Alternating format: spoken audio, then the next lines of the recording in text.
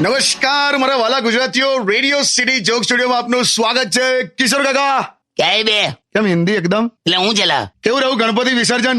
મેં તો કેવું સાંભળ્યું ખબર છે, જ્યાં વિસર્જન થતું હતું ને એ એરિયાના લોકો અમુક ટેમ્પરરી એક દિવસ માટે ઘર છોડીને જતા રહેલા. કેમ? પેલા ડીજે ના લીધેલા આમ ઘીપ ઘીપ ટુક ટુક ટુક ટુક એવા અવાજો આવે, કાચ બાચ હલે છે ઘરના. હા, એ તો થાય છે, પણ યાર કાકા ડીજે વગર તો ના જ મજા આવે ને યાર.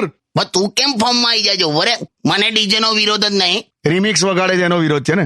એનોય નહીં લા, પણ પેલા ચાલુ ગીતમાં પેલું આવે છે, આવું આવે પેલું ડીજે ભદ્રેશ, ડીજે રમેશ, દર એક મિનિટમાં આવું બધું બોલે. આવું હું લેવા કરતા હશે? બે માર્કેટિંગ કરે છે. પણ તમારી ત્યાં આ વખતે ગણપતિ માટે પેલા ડોનેશન માટે નતા આયા? કોઈ દિવસ નહીં લા. કેમ તમે નહીં હાલતા? એવું નહીં, મારા ઘેર બહુ આમ મહેમાનો બહુ આયા કરતા હતા ને, તો મેં શું કર્યું, ઘરની બહાર એક બોર્ડ માર્યું છે LIC એજન્ટ નું. હે?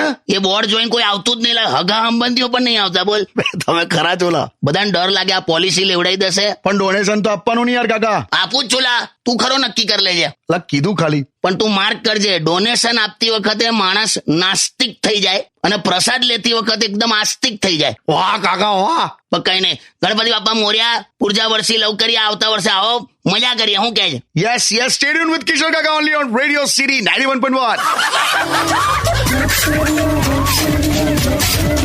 Only on Radio City.